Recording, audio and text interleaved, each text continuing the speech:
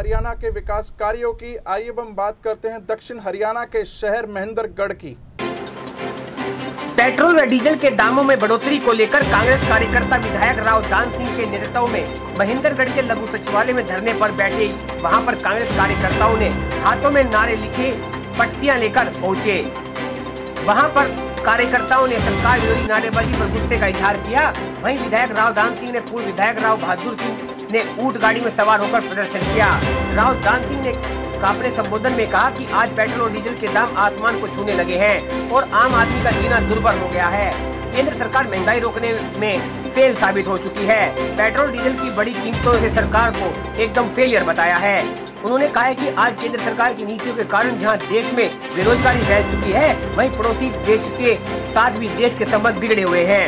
छोटे छोटे पड़ोस देश भी आज भारत को आंखें दिखा रहे हैं। उन्होंने कहा कि मोदी सरकार के कारण कोरोना महामारी के विकराल रूप धारण कर दिया है, जो सरकार के इंतजामों में खामियों का सबसे बड़ा नतीजा है। वहीं विधायक राव दान सिंह ने टिड्डी दल द्वारा किसानों की फसलों पर हुए नुकसान के मुआवजे की भी मांग की है।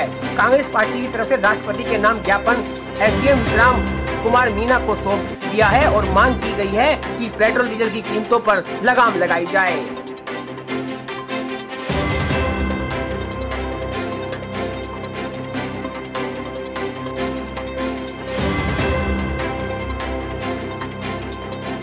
आज प्रदर्शन था डीजल और पेट्रोल के जो भाव बढ़ाए उनके विरोध में, क्योंकि आज अंतर्राष्ट्रीय मार्केट $20 तक भी आ चुकी है पर बैरल।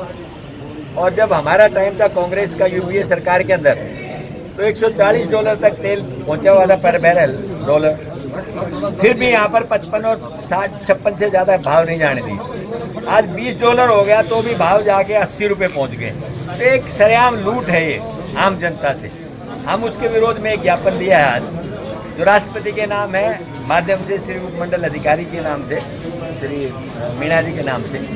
हमें पूरा विश्वास है कि ये ज्ञापन उनके पास जब पहुंचेगा तो निश्चित तौर पे सरकार को इस बारे में कार्रवाई करनी चाहिए। दूसरा, जो वैश्विक बीमारी कोरोना चल रही है, उसके चलते हुए लोगों में एक जागरूकता देना जरूरी है। हम सोशल डिस्टेंसिंग मेंटेन नहीं कर पा रहे, ये आम आदमी नहीं समझ रहा, लेकिन हमें समझना चाहिए। हम ये संदेश भी देना चाहते हैं, हर आदमी अपना मास्क यूज करे।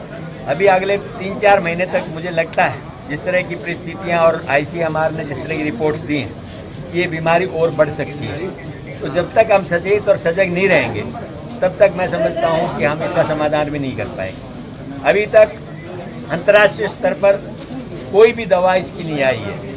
जहाँ तक वैक्सीनेशन की बात है, मुझे नहीं लगता कि इस साल में कुछ भी ऐसा हो पाएगा। प्रयास चारों तरफ से जारी है।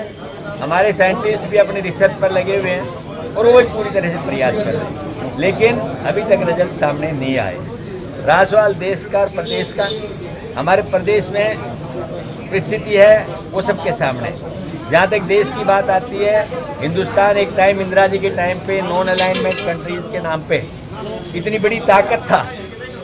आज सारी विदेश नीतियों के ऊपर हमारे पड़ोसी, चाहे वो नेपाल हो, बांग्लादेश हो, श्रीलंका हो, पाकिस्तान हो, और आज भूटान को भी चाइना ने जो डिस्टर्ब करने की कोशिश की है कि हम हिंदुस्तान के प्रति अपना रुख अच्छा क्यों रख रहे हैं। ये चिंतनीय विषय है। इसके लिए सरकार को और विशेष तौर पर विदेश मंत्रालय को ध्यान देना होगा, क्योंकि आज पूरा देश कठिन समय में उनके साथ खड़ा है। लेकिन इस बीमारी से लड़ने के लिए जिस तरह से डिस्टर्ब हो रहे हैं, उस पर दो आपदाएं, फिर एक और समझ में नहीं आ रही बात। किस तरह से कुदरत का कहर, चाहे वो टिड्डी दल के रूप में हो, चाहे साइक्लोन के रूप में हो, चाहे भूकंप के रूप में हो, चाहे बिजली की एक सबसे पहली घटना जिसमें 106 आदमी बिहार के अंदर सिंगल बिजली के एक कड़के के साथ में अपने जीवन को छोड़ करके चले गए। इन सब प्राकृतिक आपदाओं का सामना करने के लिए भी हम सबको मिलकर के काम करने की जरूरत है। महेंद्रगढ़ से NCR न्यूज के लिए सुशील शर्मा की खास रिपोर्ट।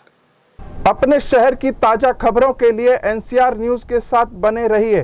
चैनल को लाइक व सब्सक्राइब करें। नमस्कार।